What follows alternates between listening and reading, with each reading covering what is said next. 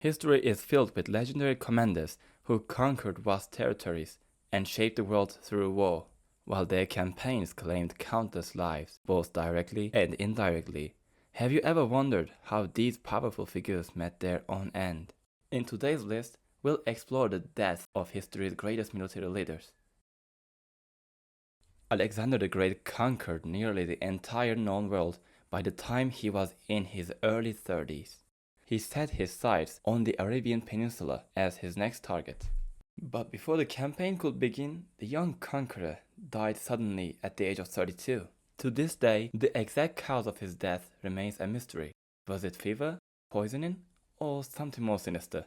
Whatever the truth, the speculation surrounding his end is as legendary as his life. According to Plutarch, the final days of Alexander the Great began with a celebration.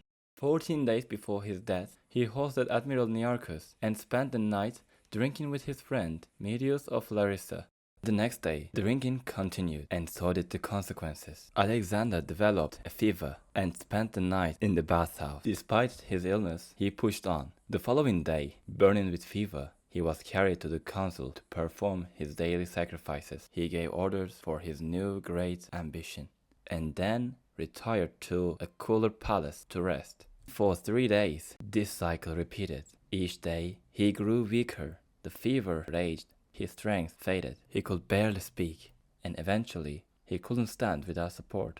As his condition worsened, panic grew. His companions sought divine guidance, but the only answer they received was to leave him as he was. Word of his decline spread through the ranks. Desperate to see their king, Alexander's soldiers demanded entry. When the generals and guards tried to stop them, the men declared they would force their way in, if necessary. Although tensions had grown and some soldiers now looked at Alexander with resentment, they had marched with him for over 12 years, fought beside him, bled beside him. Some had even known him since he was a boy.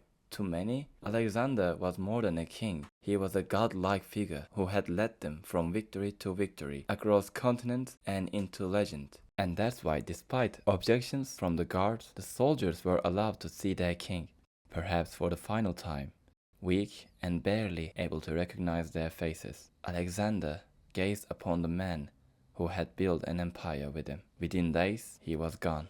What remained was the greatest empire the world had ever seen, and his final words, "I leave my empire to the strongest.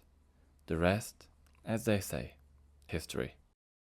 According to another, more sinister account, Alexander's downfall may have not come from illness, but betrayal. Back in Macedonia, his regent Antipater, I don't know how to pronounce this, had grown increasingly fearful of him. The reason? Alexander's deep respect and attachment to his mother, Olympias. The two had endured much together, and Alexander trusted her above nearly all others. But Antipater had recently fallen into bitter conflict with Olympias, and tensions were escalating. When Alexander summoned Antipater to Babylon, many believe the regent saw it as a death sentence. Antipater is said to have made a fateful decision. He ordered his son Cassander to deliver poison to Babylon. Cassander brought the poison to his brother, Iolaus, who just happened to be Alexander's personal cupbearer. On the night in question, the usual sacrificial rites were performed, and most guests left the palace. But Medius of Larissa persuaded Alexander to stay out and drink a little longer. There were 19 others at the gathering besides Alexander and Medius. Among them were Cassander and Iolaus. 14 of them, it is said, were part of a deadly conspiracy. During the drinking, Iolaus handed Alexander a cup laced with poison. Alexander remained cheerful until he was suddenly gripped by a wave of searing abdominal pain. He cried out in agony, but quickly regained his composure, insisting the others continue drinking so the celebration wouldn't be spoiled. He then asked Iolaus for a feather to induce vomiting, unaware that the feather itself had been coated in even deadlier toxin. Even though he vomited, the secondary poison caused violent spasms and excruciating pain that lasted through the night. For the next 2 days, Alexander's condition worsened. Realizing his time was short, he began drafting his final will, aided by his trusted generals, Ptolemy, Lysimachus, and Perdiccas. Meanwhile, Alexander's soldiers, desperate to see their leader one last time, threatened to break down the gates. The guards finally relented, What followed was a will. Alexander ordered that his body be prepared by Egyptian priests and entrusted its protection to Perdiccas. He wished for Thebes, a city he had once destroyed, to be rebuilt and generously supported. And Craterus was named regent of Macedonia. Ptolemy, governor of Egypt, and Asia was divided between Antigonus and Perdiccas. Until Roxana's child was born, Alexander's half-brother Philip III would rule. If the child was male, he would take the throne. If female, the Macedonian people would decide Philip's fate. But of course, this version of the will doesn't match what actually transpired. Power struggles erupted, his empire burned, and the wars of Diadochi began. Which version of Alexander's death is true? Illness or poison? Divine fate or human ambition? We may never know for sure, but both stories are haunting reflections of a life that burned too bright to last. Well. Say hello to the greatest mass murderer in history and the founder of the largest contiguous empire the world has ever known. Genghis Khan was a leader forged in hardship. Born into chaos, he rose from slavery and betrayal on the unforgiving steppes to unite the Mongol tribes under a single banner. His military genius, brutal campaigns, and transformative strategies reshaped the world. But today, we're not here to talk about the rivers of blood he spilled.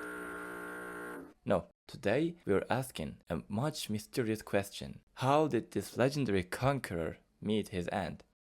Well, I checked every resource that I could, but true to Mongol tradition, Genghis Khan's death was shrouded in secrecy.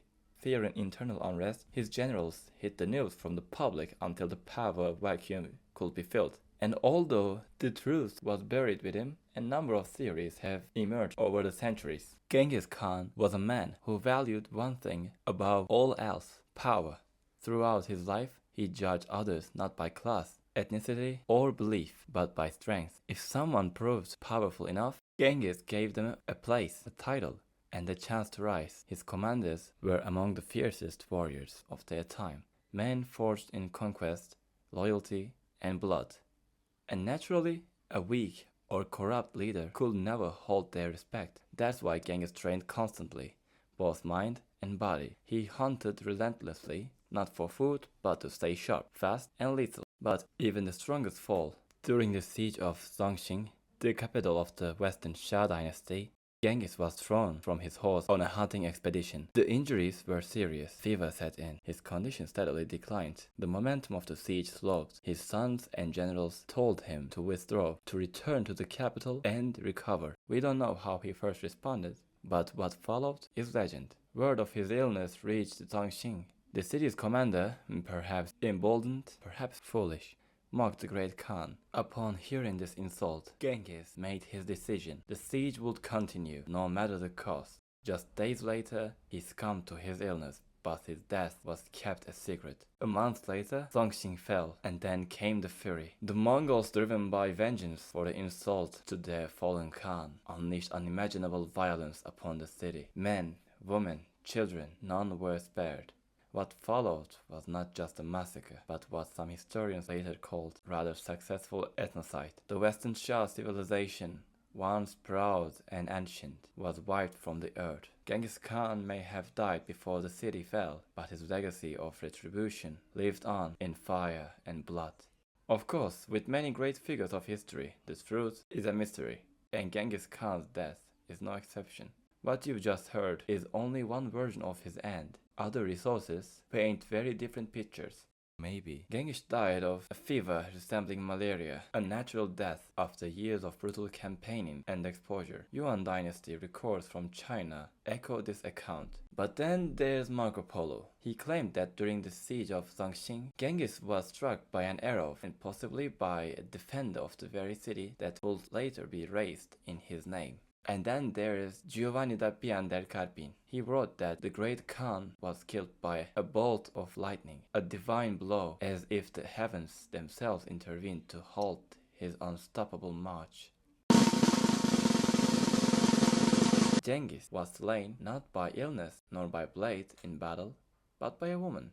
A woman who had once been the wife of the Xia emperor, who taken by Genghis after the conquest of her people. She waited, watched and bided her time, and when the moment came, she took her revenge, cutting off his genitals with dagger, ending the life of the man who had destroyed her world. In the end, it doesn't matter whether it was a fall, a fever, a blade, or betrayal. What matters is that even Genghis Khan, breaker of nations, master of man, could not conquer death. But death, it seems, had to work for it.